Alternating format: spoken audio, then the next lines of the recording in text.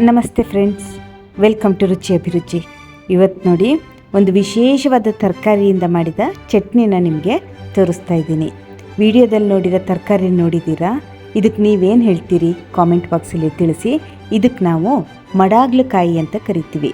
ಇದನ್ನು ಮೂಡ್ ಹಾಗಲು, ಕಾಡು ಹಾಗಲು, ಇಂಗ್ಲೀಷಲ್ಲಿ ಸ್ಪೈನ್ ಗಾರ್ಡ್ ಅಂತ ಕರೀತಾರೆ. ಹಾಗೆ ಇದಕ್ಕೆ ಇನ್ನೂ ಬೇರೆ ಬೇರೆ ಥರದ ಹೆಸರುಗಳಿದೆ. ಇದನ್ನು ಸ್ವಲ್ಪ ನೀರಲ್ಲಿ ತೊಳ್ಕೊಳ್ಳೋಣ. ಈ ತರಕಾರಿ ಏನಿದೆ ಇದು ಕಾಡಲ್ಲಿ ಬೆಳೆಯುವಂಥದ್ದು ಮತ್ತು ಸೀಸನಲ್ ವೆಜಿಟೇಬಲ್. ಇದು ಮೇ, ಜೂನ್, ಜುಲೈ ತಿಂಗಳಲ್ಲಿ ಸಾಮಾನ್ಯವಾಗಿ ದಕ್ಷಿಣ ಕನ್ನಡದಲ್ಲಿ ಅಥವಾ ಮಲೆನಾಡು ಏರಿಯಾದಲ್ಲಿ ಇದು ಬಳ್ಳಿಗಳಲ್ಲಿ ಬೆಳ್ಕೊಳ್ಳುತ್ತೆ. ನೋಡಿ, ಇದನ್ನು ತೊಳೆದುಬಿಟ್ಟು ಸಣ್ಣದಾಗಿ ಹೆಚ್ಕೋಬೇಕು. ಈ ಮಡಾಗ್ಲಕಾಯಿ ಬಹಳ ಅಪರೂಪದ ತರಕಾರಿ. ಇತ್ತೀಚೆಗೆ ಮಾರ್ಕೆಟಲ್ಲೂ ಸಹ ಸಿಗುತ್ತೆ. ರೇಟ್ ಮಾತ್ರ ಯದ್ವಾ ತದ್ವಾ ಹೇಳ್ತಾರೆ. ತಿನ್ನಲಿಕ್ಕಂತೂ ಭಾಳ ರುಚಿ. ಇದರಿಂದ ಚಟ್ನಿ, ಪಲ್ಯ, ಗಸಿ, ಅದೇ ರೀತಿ ಪೋಡಿ, ಬೋಂಡ ಇದನ್ನೆಲ್ಲ ಮಾಡ್ತಾರೆ.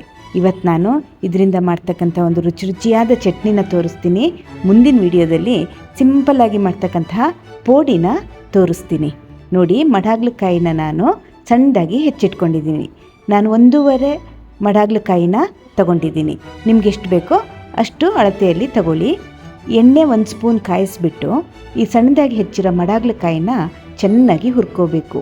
ಇದಕ್ಕೆ ಹಾಗಲಕಾಯಿಯ ಎಲ್ಲ ಗುಣಗಳಿದೆ, ಆದರೆ ಕಹಿ ಗುಣ ಮಾತ್ರ ಇಲ್ಲ. ನೋಡಲಿಕ್ಕೂ ಹಾಗಲಕಾಯಿ ಥರನೇ ಇರುತ್ತೆ. ಮುಳ್ಳು ಸ್ವಲ್ಪ ಸಣ್ಣದಾಗಿರುತ್ತೆ. ಬೀಜ ಸಹ ಹಾಗಲಕಾಯಿ ಬೀಜದ ಹಾಗೆ ಇರುತ್ತೆ. ಆದರೆ ನಾನು ಹೇಳಿದಾಗೆ ಕಹಿ ಅಂಶ ತುಂಬ ಕಡಿಮೆ, ಆಲ್ಮೋಸ್ಟ್ ಇಲ್ಲ ಅಂತಲೇ ಹೇಳ್ಬೋದು. ಈ ಮಡಾಗ್ಲಕಾಯಿ ಪೀಸಸ್ ಸ್ವಲ್ಪ ಬ್ರೌನ್ ಕಲರಿಗೆ ಬರುವಾಗ 1 ಚಮಚ ಉದ್ದಿನಬೇಳೆ ಹಾಕ್ಕೋಬೇಕು. ಉದ್ದಿನಬೇಳೆ ಹಾಕದೇ ಇದ್ದರೂ ನಡೆಯುತ್ತೆ. ಉದ್ದಿನಬೇಳೆ ಹಾಕಿದರೆ ಒಂಥರ ಘಮ ಬರುತ್ತೆ. ನೋಡಿ, ಈಗ ನಾನು 4 ಹಸಿಮೆಣಸಿನಕಾಯಿನ ಹಾಕ್ತಾಯಿದ್ದೀನಿ.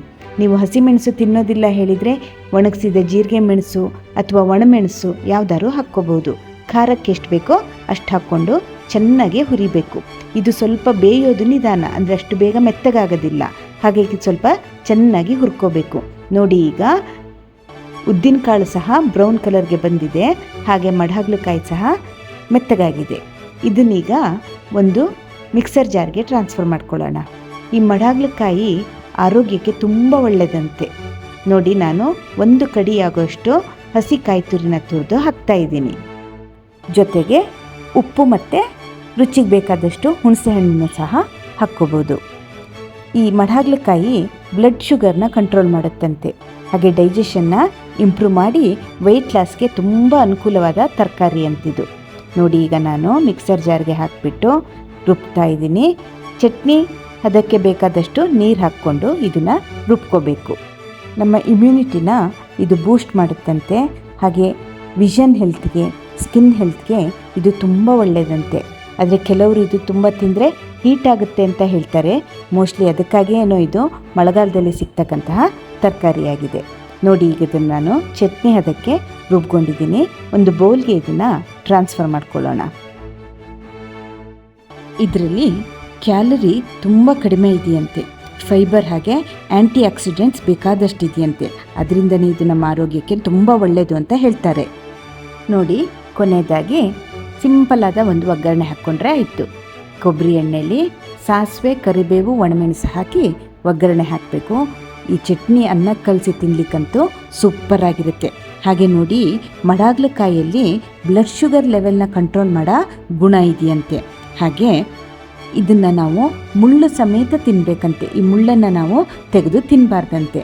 ನೋಡಿ, ರುಚಿಯಾದ ಅಷ್ಟೇ ಆರೋಗ್ಯಕರವಾದ ಮಡಾಗ್ಲಕಾಯಿಯ ಚಟ್ನಿ ರೆಡಿ ಇದೆ. ಮುಂದಿನ ವಿಡಿಯೋದಲ್ಲಿ ಮಡಾಗ್ಲಕಾಯಿಯ ಪೋಡಿ ತೋರಿಸ್ತೀನಿ. ಅಲ್ಲಿವರೆಗೆ ಬಾಯ್.